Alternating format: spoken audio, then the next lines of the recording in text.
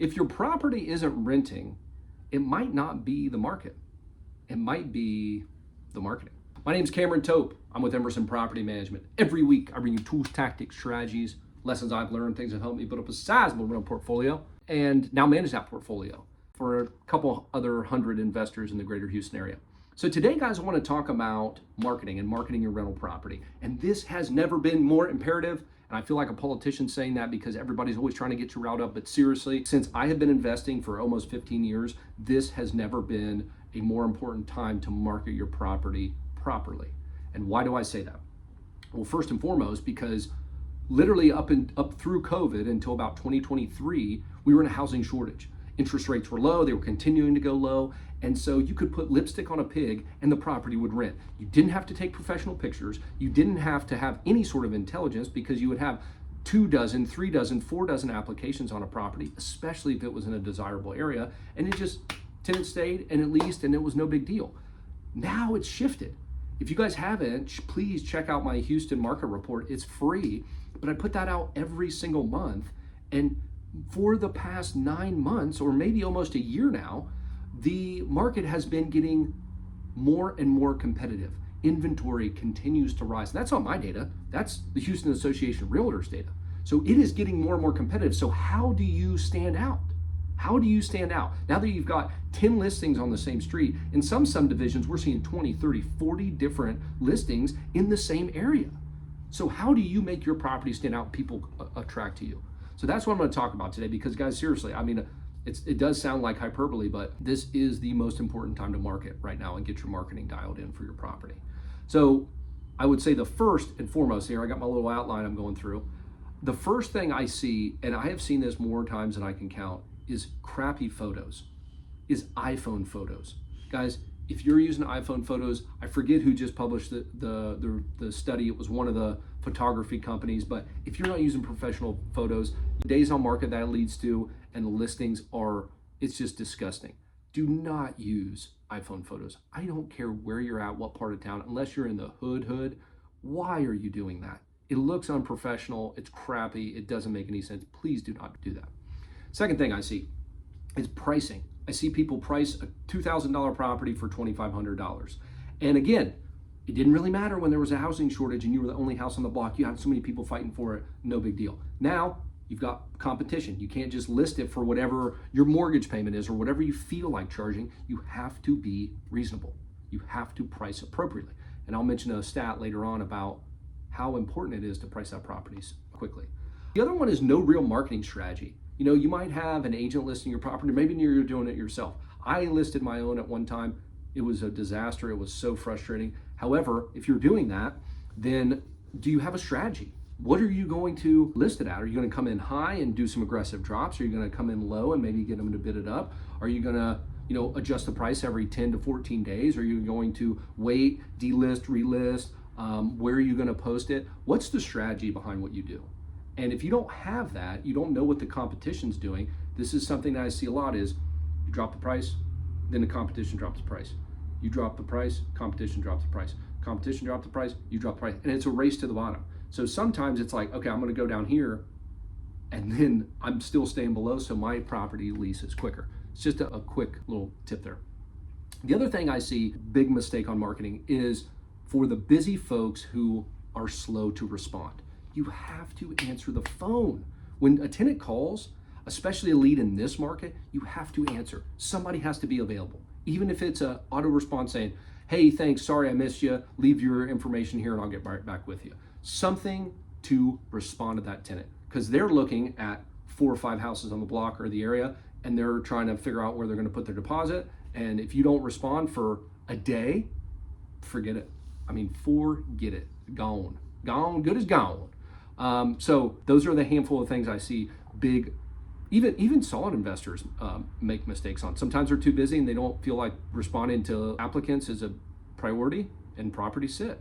I'll talk about some of the other stuff that we do differently or why, but those are the big mistakes. So we have our portfolio of properties that we list, but we want to make sure that we list this property with the appropriate person.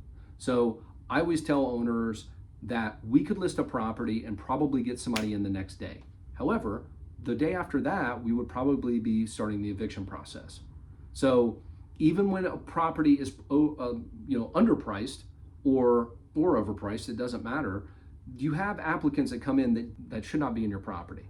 So you want to be mindful about your qualifications and get those dialed in as well. That is something that your marketing does to attract a certain type of clientele. What do you put in the details in there? But again, just because you're marketing a property, you got to make sure you're speaking to the correct audience and not taking the first person that fogs a mirror and putting them in your property. So you got to be mindful about that. And this is where we take and screen quality applicants. We want to make sure we put a quality person in your property, which is why our tenants stay on average 3 to 4 years. So how we do it, and I'll just give you a handful of quick things here. One's our pricing strategy. So we, because we're agents, we have access to the MLS, the multiple listing service, and I can see as soon as a property is sold or leased or whatever, I see all that, and we can see history. So I have real-time data, and that's what we're using to price this property. And then every 10 to 14 days, sometimes 7 days, depending upon how competitive the market is, we'll say 7 to 14 days, we're making price adjustments. So if we don't have enough leads, we're dropping that price a little bit. Maybe it's $5, maybe it's 10, maybe it's 20, maybe it's 50. I don't know. But we are going to be dropping that price because the rent engine is a company that has tens of thousands of listings all the way across the country. They do showings.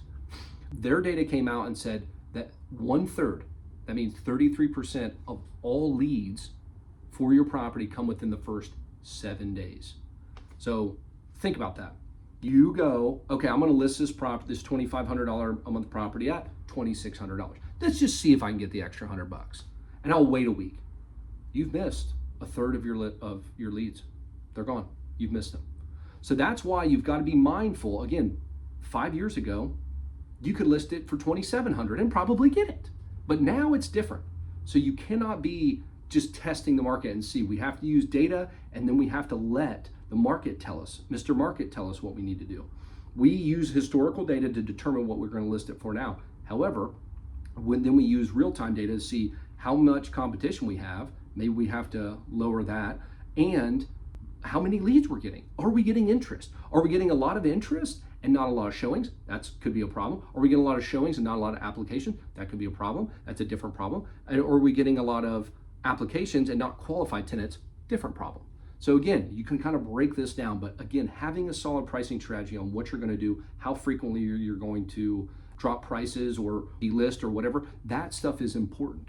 And guys, I can tell you that when you get in the heat of battle and the property's been sitting for hopefully not a month, but if it's been sitting for a month and you're like starting to sweat bullets and you're getting freaked out, this is why it's important to just, even if you write it down or text it to a spouse or something, like, this is my strategy, or write an email to yourself, something to have it down so you know this is in logic, it's not in emotion. The second thing we do is the presentation. We take professional photos of every single property and a floor plan. So a tenant doesn't even have to go to the property. They can just look at our listing. It looks great, it looks professional, and they can also see the floor plan. So, okay, story 1, story 2, this is how it's laid out. Some people don't like 2 stories. Some people don't like the primary bedroom being over here, and that's okay. But we have all that so they can see it immediately. They don't waste their time going. They don't waste the time talking to you on the phone. They can see it immediately and then decide whether they want to actually walk the property or not. But having that professional presentation is huge. Professional pictures, again, are huge. Do not skimp by with iPhone pictures. The other thing around the property presentations, we got the professional photos, floor plan, it all looks great. And then at certain price points, we will do a full-blown video walkthrough of every room, and we'll put that on the listing as well. But it's our rent-ready requirements, our rent-ready standards. So we have a certain standard, and we want to make sure the property looks presentable, desirable for tenants. We don't want a bunch of holes in the wall with spackling all over the place and say, well, it's not a big deal. We don't want carpet to be all stained and dirty. And I'm not saying that we have to have brand new paint every property, brand new carpet. However, we need the carpet cleaned. We need paint to match. We need it to be cleaned. If you're an owner, and I've used this analogy a million times, but we literally had an owner that said, you know what? 3 out of 4 of those stove burners work, and I think that's good. I've used it like that for a long time. My tenant doesn't need to do that. What kind of tenant is going to work on a stove that only has 3 burners? Do you think they're going to take care of the property when they get in there? You think they're going to uphold our lease requirements? You think they're going to be the quality tenant that's going to take care of stuff and really be detailed about cleaning and property maintenance? No. So we've got to make sure we have a certain set of standards, and you guys can see that somewhere up here. We have a link to that on the website that we share with you. So if you guys want to use that, you can use it. And then again, clean, well lit. So we want the property to be lit up. This is just having common sense on certain items like blinds for tenants, pull chains so they can turn on and off lights, but have it have it look nice. Maybe a nice little scented smell in the outlets, some stuff like that we'll do dependent upon the property type and what the overall feel is, what size, all that stuff. We make sure that we shut the water off, and we want to create a good experience. We set the AC right, especially in Houston when it's summer. We don't want that thing to be 95 degrees when somebody's walking in there and they just want to get out. So make sure the property is clean, lit, and ready to show when a tenant walks through there. The third thing we do is distribute. So as licensed agents in the state of Texas, I mentioned we get access to the multiple listing service. That's where we're going to put your property, and that syndicates to all these sort of different platforms. That syndicates to Realtor.com, to Redfin, to Zillow, to the Houston Association Realtors, Zumper. I mean, I can't even think of all the sites, but it goes everywhere. And we pay for that as a part of our licensing, so you don't have to pay for that. That's just something that you get if you hire an agent just to lease your property. Same thing, they'll do that. Otherwise, you might be able to find somebody to do a discount, like, hey, could you just list this for me for rent for X number of dollars? Maybe somebody will do that for you. But make sure you get that distribution, especially now with limited number of eyeballs. You want to get that to as many people as you possibly can and get it day one like that. Not, oh, it's been a week, now I should try. It's been 2 weeks, I should try. Do it from day one. Get the broadest amount of exposure that you possibly can. The fourth thing we do, showings. So when you guys are showing the property, how are you doing that? Are you showing it? And I did this when I first started. Like, you call me, I'll meet you at the property and show. How many times I got stood up? What a waste of time. If you use an agent, they should be able to show the property. We do self-showings, which that means we have the fraud detection, we get driver's license, credit card. There's so many precautions that we take. We have, to this day, knock on wood, we have not had a squatter in the property. So thank God. But these self-showings, it is statistically proven to lease properties more quickly. Why, you might ask? When a tenant is driving down the street at that other listing that they're looking at, and they go in and that owner didn't have good rent ready standards, their pictures were crap, and they go, but I drove by this other property, your property, it says on the number, I punch in it, oh my God, it's available for self-showing. Put my stuff, credit card, and they go in and see it. They can see it in 15 minutes. So that's the thing you gotta be mindful of, is how the speed, like they say speed to lead, speed to show. Like, how quickly can you get them in there? If you have an agent doing it, they're gonna do what I did or like you do. It's like, well, okay, I'll try to get on that side of the town, or I'm gonna be over here, and you miss people because you can't see it, they can't see it on their leisure. So self-showings, I resisted it for a while, but we've been doing it for a better part of 5 years, and it's awesome. It's been amazing, and statistically it leases properties more quickly. I guess I jumped the gun. The fifth thing is lead response time. This is something that I mentioned that you've got to get in there quickly. It's one thing I see people not do a lot, is just, well, I've got all these leads, I'll call them back tonight, or oh, I'm exhausted from work, I'll call them back tomorrow. That tenant is probably on to another property. So make sure you have that, or create some sort of shortcut on your phone to send some quick responses. Hey, thanks, I will call you back tonight at 5 o'clock when I get off work. That's perfect. Just letting them know. Responding not at all or nothing, that can create a real missed opportunity with the tenant. Having said all that, you might think, well, what does Cameron know? Does Cameron have actually any experience in this and him talking about it? I can tell you that last month, we leased properties 50% faster, or in half the time of the HAR average. HAR average was 47 days. We leased properties in 23 days. So we leased them in half the time. That's 3 weeks faster. I mean, if you have a $2,000 a month property, we're saving you $1,600.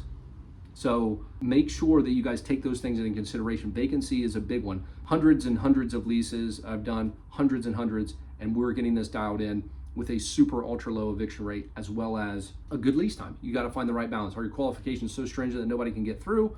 Well, that leads to vacancy. Are your prices too high? Or are you not responding to the marketing side? Then your things drop. Make sure if you guys do that stuff, very, very confident you will be able to get your property leased to a quality tenant, as long as it's in a good, desirable area. But this is how I'm giving you guys, this is literally the formula. There's no secret sauce. That's it. That's how you get your property to perform, and you lease properties in 3 weeks on average.